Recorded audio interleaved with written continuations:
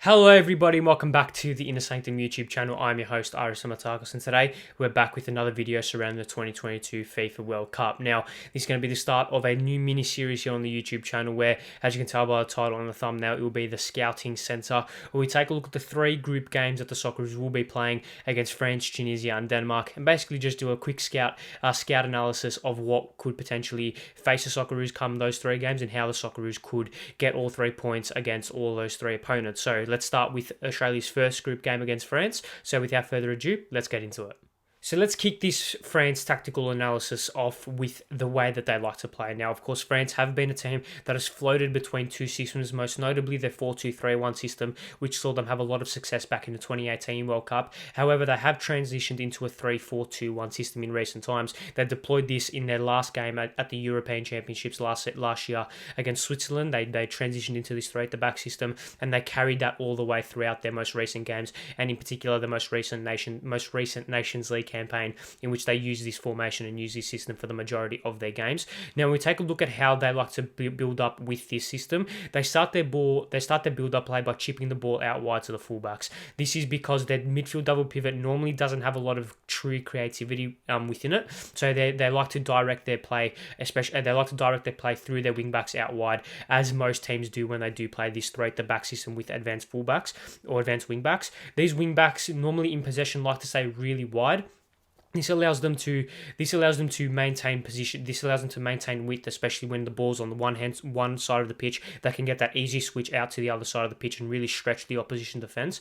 Furthermore, they also have the license to make inverted runs beyond or coming inside of the strikers and really making those advanced runs to get into the final third and to create chances that way. And also, they do with this advanced positioning. What this allows is that it allows for the fullback of the opposition to be drawn towards towards the advanced wing back, which allows a space in behind for someone like an Mbappe or an Antoine Griezmann to isolate that space and really exploit it in behind due to the advanced positionings of the fullbacks. Now, like I said, their midfield double pivot normally doesn't have a lot of true creativity within it, and with the absence of Paul Pogba at this World Cup, that creativity diminishes intensely. So with this double pivot, it's more likely going to involve Aurelien Tchouameni and Youssouf Fofana. However, Eduardo Camavinga as well can be used in some extent in this double pivot. Now, they like to sit very deep in offense. I don't really like to join the attack unless the build-up play phase in the final third is prolonged. Then the third man runs might come in a little bit later on. But in their initial stages of build-up play, and once they get into the final third, the double pivot likes to sit slightly deeper and likes to patrol just in front of the defense. This is because their back three like to stay quite wide and mark that space that is left by the ongoing fullbacks, who create this 5 up front with the 2 strikers and the number 10 dropping in behind. When Kylian Mbappe does like to play in this system, and he does play up front, he likes to float out wide, isolating the space that is left by the opposition fullbacks' more advanced positioning. Now, despite France dominating most of the ball, especially in their most recent Nations League campaign, most of their chance creation comes from counter-attacks, comes from winning the ball back quickly and then going quickly and directly vertically up the pitch. This is where most of their chances have come from, and this really suits their players that they have at their disposal. Obviously, Antoine Griezmann is a fantastic advanced playmaker and can really hit the score sheet as well with those late runs into the box. And we all know the pace and the flair that Kylian Mbappe has. He's so good at getting those balls in behind, getting those balls out wide, and really doing a lot of damage on the counter attack. Now, like I said, as soon as they win the ball back, the number 10, most likely Antoine Griezmann, likes to drop deep to collect the ball before turning and moving out wide, either playing the ball out wide to the wing backs or getting that ball in behind to Kylian Mbappe, or even playing the ball slightly forward for someone like Olivier Giroud or someone like a Karim Benzema. Now, when they don't have the ball, this kind of builds into their offensive strategy. When they don't have the ball, that front three do very little defensive work, meaning that as soon as they turn the ball over, they have an immediate counter-attacking threat, which can catch a lot of teams out. Now, when they are faced with a low block and they do have the majority of possession and they do have the majority of the ball in their middle and their final third, they do like to go out wide. They do like to they do like to use the talents of their wing backs to really stretch the opposition defense and try and find those spaces in behind and in between the lines for the likes of Antoine Griezmann and Kylian Mbappe. The wing backs in this 3 at the back system for France are extremely vital, so that's why if they do go to this 3 at the back system at the World Cup, Theo Hernandez and Benjamin Pavard will be very crucial players for France, especially in build-up play. So let's look at France when they don't have the ball and they're out of possession tactics in this three at the back system. Now the block that they sit in kind of transitions between a mid and a low block. They aren't really aggressive pressers. They do like to occupy advanced areas, especially in the first layer of their press, in a sense. However, these advanced areas that they do like to occupy don't really correlate with the intensiveness of their press. So if you are able to bypass that first layer of defense, if you're able to play through that first layer of defense for France, then they immediately drop back into a mid and low block, and they move to a flat back five with one of the midfield double pivot sitting very, very deep, almost creating a back six. Now, the other midfield double pivot, more likely the advanced one, so this could be Aurelien Tchouameni, if this is a system that France will play at the World Cup. He does like to advance a little bit more forward and join this kind of front three, which creates a front four in this first layer of press. Now, like I said, they do like to spread very wide. With this five at the back, and they sit as a flat back five, and they spread across the pitch quite well. They do like to occupy a lot of areas, and they back the physical ability of the likes of Raphael Varane, Ibrahima Konate, William Saliba as well to come across and get those balls that are played through in behind or over the top of their defense. Now, like I said, they are conservative pressers, especially they are conservative pressers once the ball is played through their first layer of defense. Once you are able to get into the midfield third and even your final third, France don't like to press. They like to sit. Initially, they like to sit quite wide, but then as soon as you break through into that final third, they like to get compact, sit very narrow, and almost sit with 7 defenders in the box to force teams out wide to get crosses into the box. Now, when the ball is played forward, when the ball is played vertically forward, one of the centre backs does like to track the run of the striker that is receiving the ball that comes deep to receive the ball. So then they almost transition back into a 4. It's a very fluid and kind of versatile defensive system because of the physical ability and the athletic ability, I should say, of the likes of Varane, Saliba, Konate, the players that I've just mentioned. This allows them to be quite flexible with their out of possession tactics, especially in transition. Now, when you speak about transition, the fullbacks, like I said, when we talked about their in possession tactics, their wingbacks do like to stay very wide and very high when in possession. Meaning that if you're able to get the quick turnover, quick counter press, and get the ball back in the middle third during transition, there will be space in behind, out wide for where those fullbacks have left that gap. So that is potentially how France could line up or could set up with their 3 at the back tactic. Now let's move on to see how France could line up with their 4 at the back tactic. So let's move on to the 4-2-3-1 system that France will probably deploy in this World Cup. And the reason for all this, despite their use of the 3 at the back system for their most recent Nations League campaign, is that firstly, they have experienced a lot of success with this 4 at the back system. Of course, they did win the World Cup with it. And Didier Deschamps has now announced that they will be moving back to this 4 at the back system. When he announced the squad for the World Cup, he did say that they will be moving back to this system. Now, this could be a little smoke and mirrors tactics played by Didier Deschamps. He could go back to the 3 to try and surprise the teams in their group. However, we will take his word for it and analyse how France could play using this 4 at the back system. Now, they start their build-up play with balls out wide. Now, this is very similar to the way they play with their 3 at the back system. They are very heavily reliant on their wide players, on their fullbacks and on their wingers to really be their real crux and the real anchors for their build-up play. They start their build-up play through long balls out wide to the wing-backs who'd like to hold a little bit more advanced positions, or even their wingers who drop slightly deeper. Now, they like to take the ball up through the centre backs first. They like to build up the play a little bit and take territory with their centre halves carrying the ball. Of course, the technical ability of most of their centre backs is excellent, so that shouldn't be a problem. And then they like to spring those balls out wide to the wingers, or even to someone like a Kylian Mbappe making those runs in behind.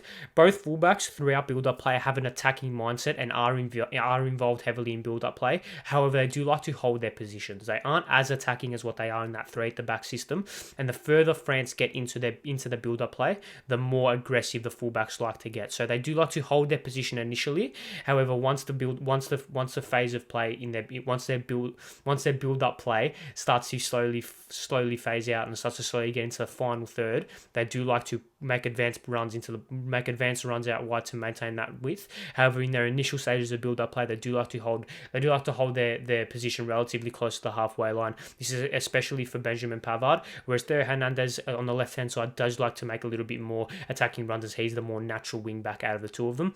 Now we take a look at this double pivot. It occupies very similar structures and very similar kind of systems to what they do at the three at the back system. One of the double pivot likes to sit very deep, screens the back two, screens both the centre backs and sits back. Doesn't really like to get involved in the attack. Whereas the other central midfielder, this would probably be where Paul Pogba does most of his work over. He won't be in Qatar, as we've said. This is where the other centre back almost plays as like a defensive number 8, maybe a box-to-box midfielder is a pretty good way to describe it. They like to sit deep and make offensive passes and really be a more creative force than what they are in that three at the back system.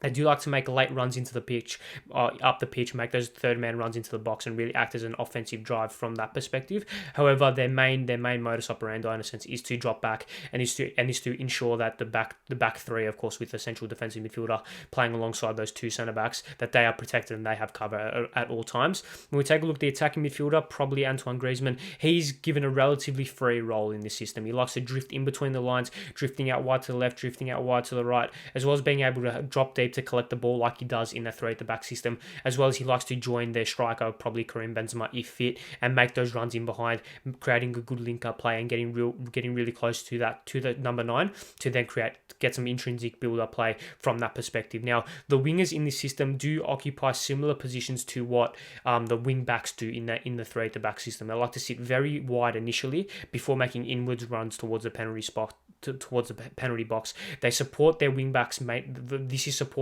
via the wing backs, especially in the latter stages of their build-up play. This is supported by the wing backs, pushing up slightly further, occupying more advanced positions, and pushing up and maintaining the width in that final third. Now, the system does rely on, maybe doesn't rely on, but it does have a little bit of differences whether or not Kylian Mbappe plays up front or on the left-hand side. If he plays up front, he does like to drift wide to allow for Griezmann to play almost as a shadow striker, and this creates overloads with that left winger and that left back pushing on. Having Kylian Mbappe, maybe even Kingsley Coman and Theo Hernandez all on that left hand side, occupying spaces in those half spaces on that left hand side is very deadly and can create for wide overloads, which is another avenue for success for France in this system. Now, if Karim Benzema starts up top, which we'd assume that he would be, if his fitness, if he's able to overcome his slight injury cloud heading into the first game against the Socceroos, Benzema is the complete number 9, so he's able to pretty much do whatever he wants because he's got the pace to get in behind defenses. He can win a header, he can act as a target man. However, his technical ability is second to none, so he can drop deep, collect the ball, and then use his technical ability to spray passes out and get Griezmann into the game a little bit more. Now, there is another tactical difference in this side, and that is the use of Adrien Rabiot. Now, if Didier Deschamps uses Rabiot on the left-hand side and plays someone like a Kylian Mbappe up front, then this does like to transition into a standard 4-3-3 formation. Now, this is achieved by having Rabiot drop slightly deeper and more centrally towards that midfield double pivot, with Kylian Mbappe occupying a more left-hand side role if he's given the striker's jersey. Now, when in clean possession, France like to occupy a lot of depth within their play. Their front three and even their front four, if you count Antoine Griezmann, likes to stay really high up the pitch in order to get those spaces for the long balls and get those spaces to get the ball out wide to the wingers and the fullbacks. What this depth allows is it allows for the defenses to really push back. It allows for the defenses to be pushed back relatively deep to allow for the likes of Karim Benzema, Antoine Griezmann, Kylian Mbappe to get those spaces in between the lines, and it also allows the centre backs to have a lot of freedom building up the pitch. However, in saying this, just like their three at the back system, most of their chances created comes from counter attacks or comes from transition football. Their football that they do like to play in this system is pretty manic. It is pretty helter-skelter type football, and they do like to get the ball very direct, very high tempo, and especially in their second phase of build-up play, they do like to try and force the issue and try and catch defenses off guard within transition and within quick ball movement up towards their very, very talented players in that front line. So that is how France could look to play with their 4-2-3-1 system when in possession. So let's take a look at how they will play without the ball. So when we take a look at France's out of possession tactics in this 4-2-3-1 system, it's first to acknowledge why Didier Deschamps wants to use this system, and he has said in his most recent press conference where he announced this formation change heading into the World Cup is that this formation is more likely to allow France to be more defensively solid, which could come as a little bit of a shock when you take into consideration their three at the back system transitions into a five, whereas this four at the back system only has four defenders to play with. However, the way that they set up this actually starts to make a little bit more sense. Granted, they do like to sit in a slightly higher mid block than what they would do in that three at the back system, and their pressing is still pretty conservative in their first layer of press. It is pretty conservative. However, what they like to do is they do like to press a little bit more intensely when the opposition has the ball in their midfield and final third. They like to be pretty conservative within their defensive structure as a whole. They like to sit deep and look to break in transition with pace. Their modus operandi behind the system is to be very defensively solid.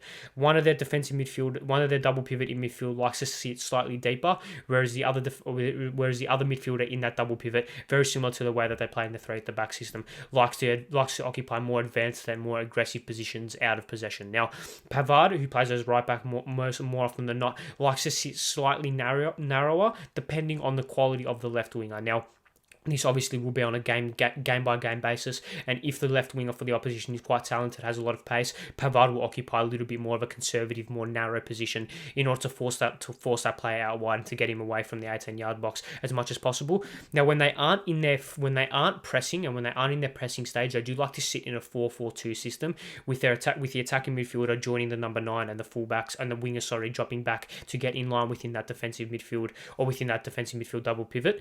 They have a slightly more aggressive press in this system in comparison to the three at the back system. However, when their first layer of press is beaten, they like to drop back quickly before they start their second layer of press. So there is this little bit of transition football once you are able to break their first line of their press. They like to transition quickly into that more solid, maybe 6 at the back style system. Before then, they like to press a little bit more aggressively once the opposition get comfortable within their second phase of build-up play. That's when they like to press after they've really established a defensive system.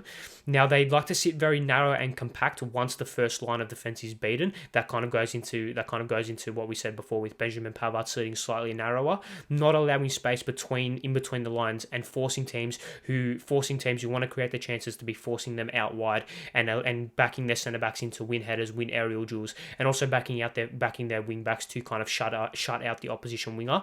Now with this, what they are susceptible to is diagonal balls. Now, this eliminates they are susceptible to diagonal balls, crossfield passes, as well as switches. Now, what this does is that it completely eliminates the double pivot in midfielders, because you can go over them, you can go around them, you can pretty much ignore them when it comes to a defensive standpoint. And what this does is that it can get through in behind the fullbacks, into those half spaces in behind the fullbacks that are there because of their slightly more narrow and compact position. Now, this is something that Australia, especially on the counter-attack, should be looking to do and should be looking to exploit. Now, as we've touched on, this is how France will probably set up in their out-of-possession way in their 4-2-3-1 system, as we've also covered with their 3-at-the-back system. So let's take a look at some potential lineups that France could deploy for the outing against Australia. So let's look at France's potential lineup if they were to revert back to their 3-at-the-back system. Now, I know Didier Deschamps has said pretty explicitly that they will be in a 4-at-the-back system. However, we can never know with these football managers. They are crazy people at times, so it's better to be safe than sorry. And this is something that Graham Arnold will 100% be looking at. He'll be looking at every possible avenue for France to line up. So this is something that we should, as the Australian media and the Australian football public, should be looking at as well when it comes to France. Now, this obviously has a pretty standard 3-at-the-back system with that defensive line of Ibrahim Kanate, Rafa Varane and William Saliba. This, of course, is very interchangeable. There is no real standout French defender apart from maybe William Saliba for their club so far. Theo Hernandez and Benjamin Pavard are picked themselves, really, as well as Aurelien Tchouameni picks himself. Now, Youssouf Fofana is a player who I've put in this starting 11. However, it could very easily be Edouard Camavinga. He's another player who, granted, hasn't had a lot of minutes playing for Real Madrid, but he's a massive fan. Didier Deschamps is a massive fan of him, so he could occupy that number 8 position, maybe that slightly more advanced advanced position, and then Tchouaméni drops into that slightly more deeper position. And then the front three pretty much pick themselves. Antoine Griezmann, he's pretty much a lock in this French side. Kylian Mbappe the same. And I've gone with Olivier Giroud. That's purely pending the fitness of Karim Benzema. If Karim Benzema is fit, he will start up front. There's no real need for a system change there. So let's go to the potential lineups if they were to line up in a 4 at the back system. Now, the back 5 pretty much is very similar. I've gone with Varane and Saliba instead of Ibrahima Konate. Granted, Konate has had a very good season so far for Liverpool. However, Raphael Varane is a staple of this French side, so you'd assume he would get the nod over him. Once again, the midfield double pivot is the exact same to what I had for the 3 at the back system. Edouard Camavinga, same deal with him. He could come in, drop Tchouaméni slightly deeper, or he could play alongside Youssouf Fofana should Deschamps see fit. Now, this is the system if Didier Deschamps were to line up with Andre Rabiot playing on that left hand side. Now, this would obviously mean that Kylian Mbappe would make that move out wide to the left hand side to create that 4-3-3 system, and that of course means Rabiot will tuck in slightly deeper alongside Youssouf Fofana and Aurelien Tchouaméni to create this more traditional 4-3-3 system. Now, this is a system in which that Andre Rabiot doesn't play on the left hand side. Pretty much the only change to this system is that Mbappe moves across to that left wing and Olivier Giroud in this case plays up front. However, once again, should Karim Benzema be fit for the game against the Socceroos, he'll start up front. This is a system which they can transfer to in game, so this is something that Graham Arnold will be needing to look out for, and this is something that they do like to play slightly different when it's a 4-3-3 and a 4-2-3-1. However, they're the two most likely lineups that France could deploy if they play the 4-2-3-1 system. So we've spoken about France a lot in this video, and it's only right that we speak about the team that they will be versing and the team that pretty much this episode is built around, and that is the Socceroos. Now, Australia has 3 key avenues in order to win this game, and it will be a very, very tough ask because they are the reigning champions. France are the reigning champions of the world, and they are a team that has won the UEFA Nations League not that long ago. But the first of their 3 key avenues is transition. Both with the ball, both getting back the ball, and both losing the ball. Transition is going to be absolutely key and crucial in this game. Australia must be absolutely proficient with transition and with the transition part of build-up. Now, France occupy very high areas of the pitch when in possession, especially in possession for a long time, meaning that if Australia can get a quick turnover or if they can turn the ball over in their own defensive third, they need to be able to be very, very deadly in the counter-attack in transition and know where the next pass is going to be almost subconsciously. They need to be able to exploit the space that is left from those French players who occupy slightly higher and slightly more risky and advanced positions. Now, transition when Australia lose the ball is going to be very, very dangerous as well, because France allow their players to occupy more advanced positions up the pitch without when they don't have the ball. This means that if Australia try to do too much, try to overcomplicate things, France will get the ball, get the turnover, and go straight away with the 3 players up front. Now, France are a team that likes to have a lot of players on their halfway line, even without the ball, like I've said. Those 3 players, even the 4 players in the 4 at the back system, will be pushing up really high on the halfway line when the French defence is camped inside their own defensive third. So if Australia overextend themselves trying to break through that very stringent and sturdy French defence, then they could leave themselves really, really overexposed and really, really overextend themselves to allow France to really hit them on the counter-attack. So the transition in this game is going to be absolutely, absolutely crucial for Australia. So let's move on to the second avenue for winning this game against France for the Socceroos, and that is being extremely, extremely disciplined when in possession. Australia cannot afford to turn the ball over loosely in their attacking third because, like we've just spoken, France will punish them with quick vertical ball movement up the pitch to their front 3. Australia will, in that case, it will probably be a 3-on-3, and with the likes of Mbappe, Griezmann, Kingsley Coman, Ousmane Dembele, Karim Benzema running at the Australia defence will be a very, very dangerous prospect. They need to be extremely careful not to overextend themselves, something we spoke about just before, and they need to have at least maybe 4 or 5 numbers back in the midfield third at all times. Australia needs to be extremely patient with possession because France want teams to try and play that Hollywood pass. They want teams to try and make that really, really tough pass in between the lines or try and get that cross into the box. That as soon as they can get that turnover, France can go with tempo and quickly directly up to their front 3, and then it's pretty much game over. And Australia, because the reason why Australia can be very, very, very patient and disciplined in possession is because France aren't an aggressive pressing team, especially when you're able to break that first layer of press. This can be achieved if Australia are able to be patient enough and are able to kind of risk their ball movement in their defensive third to get into the middle third, get into their attacking third, and be very, very disciplined and be very, very careful with what passes they make, what chances they try to create, and they cannot force anything. Otherwise, the counter-attack will be there and they can't leave themselves overexposed, or otherwise France will make Australia pay. So the third thing that Australia will need to be in order to win this game, and another key avenue for success for the Socceroos, is despite this being pretty obvious, they need to be extremely, extremely tight defensively. This is, like I said, a very obvious thing, but it's something that needs to be reiterated over and over again. France, if you give them half an inch, they'll take a mile. They're an exceptional footballing team with exceptional players up front. Karim Benzema can score from any angle. You give Mbappe a metre of space, he'll take 10. He's just that quick and that good. Australia need to be watertight defensively, not only for this sake, but also to give them a chance on the counter-attack. Australia need to be able to sit deep and sit very compact in order to make France overextend themselves. Play France's game against France. Give them a taste of their own medicine.